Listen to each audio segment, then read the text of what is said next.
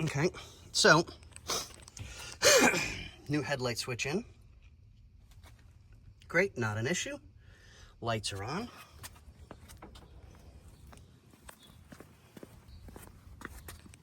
Lights are on.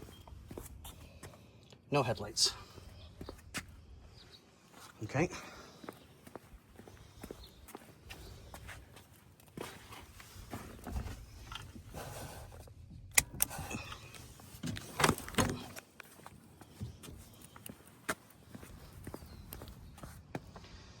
So, looks like we may need a high-low switch.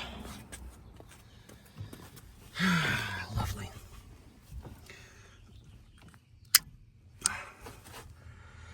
Okay, time to pull that bad boy out, get it cleaned up, check for continuity, and possibly put a new switch in.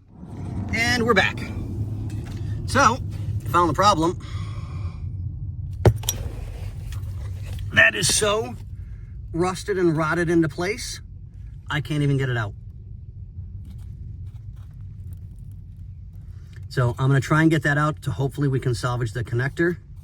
If not, we're gonna have to order a connector and a switch. Okay, so there's the update.